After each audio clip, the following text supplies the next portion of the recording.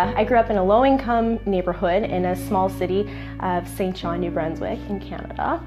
And, you know, we weren't very rich in money, I always say, but we were certainly rich in love. But, you know, given the circumstances of the neighborhood that we lived in, our environment, you know, there was a lot of crime, there was a lot of drugs, and sometimes, you know, there was hardship. So as I kind of got older and got into my adolescent years, my environment definitely had a huge influence on my choices that I made. And you know, when you're in that stage of your life, in those adolescent years, they're so crucial to founding that future ahead of you, right? So I had a very supportive family, very encouraging. My mom, my dad, my nan, my papa, very loving and very supportive, right? But you know, sometimes your you know, the outside influences around you can kind of overpower that at times, right? Especially when you're young, you're vulnerable, you're naive, right? You think you have it all figured out, but you don't. Anyway, so given, you know, my environment and stuff, it really led me to make poor choices as a teenager. And so I literally had dropped out of high school, and I kind of got into the wrong crowd, and I just was making really poor choices. So my future wasn't looking so bright.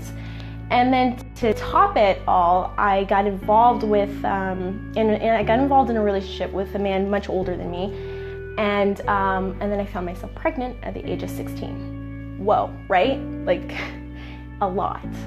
But at the same time, it was kind of the norm where I grew up, and any of my friends who are watching this, who've grown up with me, can understand what I mean by this. It was kind of like, you know, it was the norm. Kids having kids and then going on social assistance and in the system, and you know what I mean? Like, it was just that kind of vicious cycle. And what happened was you know, and even though I always said, oh, it wouldn't happen to me, I found myself in that cycle.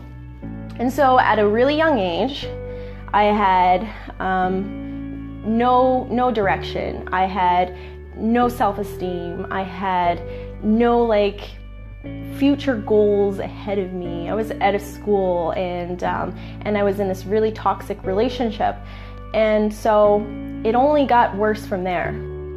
And by that time, it was like everybody around me were basically assuming how my story was going to end, right? I mean, another statistic, another, you know, same kind of downward spiral, right? And anyways, going through the years of raising my daughter, I tried to get back on track. And there was a lot of struggle with that too, right? Because I was dealing with so much at such a young age. And so like when you're young, you're still developing, you're still growing, and you're still trying to find yourself. And so I had all this added responsibility in my life, but still trying to figure out who I was. And often I was allowing other people to write my story for me as opposed to taking control of my own story. So it was really, really hard for a few years in my life. I was really depressed, and I felt super alone. I felt isolated, and I just felt like there was no future ahead of me. I'm sorry guys, I'm getting a little emotional. I didn't think I would. And I remember like my breaking point, you know, because like we can only take so much, and then like you hit a breaking point, and then it's like enough is enough kind of thing, right? And I remember living in Ontario, and we had moved there just briefly, and I was still in this bad relationship, and I was raising my daughter, and sorry guys, and I basically was trying. I was trying in terms of like in hopes of a better future, but things just weren't going better, if that makes sense.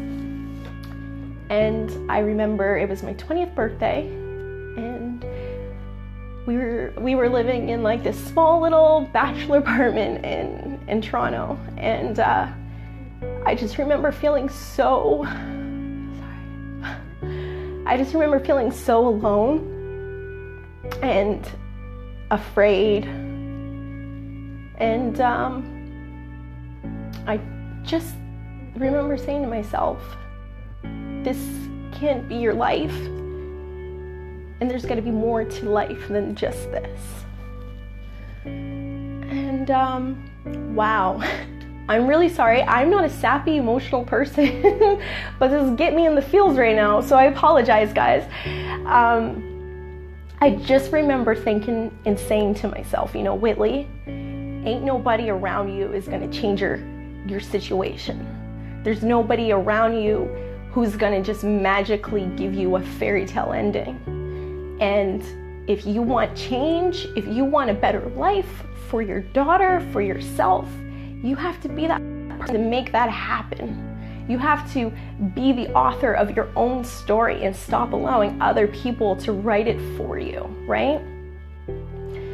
And honestly, it was like, that was the day that it just clicked. Like, things just clicked for me. It was like, you know what? I'm getting the courage. Today is the day for me to like pick myself up, stop feeling bad for yourself, and stop being just sad and change it. Do something about it. You are totally capable of doing this. And it's probably going to be hard and it's going to be scary, but you have full control over your life. And that was the day I took control of my life, and I decided to be that author of my story. And I see comments jumping up. Hey, thanks guys. Thanks guys, I appreciate it. So from that day, I decided to change my circumstances. I decided to have a better story than the story that I was living. And it's a funny thing because it's a weird thing. It's something that I'm getting more familiar with and understanding. It's when the universe knows what you want, when you decide what you want and the universe, you send it out to the universe has this weird way of opening doors and opportunities and presenting it to you. And often people have those doors open to them. But then there's the other part where people close those doors because they're out of fear. They're too afraid. They're too afraid of the unknown. Well, when I decided that I was going to get up out of that situation and move forward and live a better life, doors started opening. And I didn't know how I was going to do it, but I would go through a door. A door opened up. I was like, I don't know what's going to be past this door. I'm a little bit scared. I don't know what I'm going to expect. But I just went through it. And then this amazing thing would happen where it was like a new change. It was a new variable in my life that allowed me to grow as a person, and then another door would open up. And it's always that fear of the unknown, right? But once you get past that fear and you just go through it, it's amazing what's on the other side. It really, really is. And so my story, I'm not ashamed to share it because we're all human, and your story may be different than my story, but you still have a story. And your story shapes you. Your story is who you are and where you're going, right? And my story has really, really shaped me into the person I am today.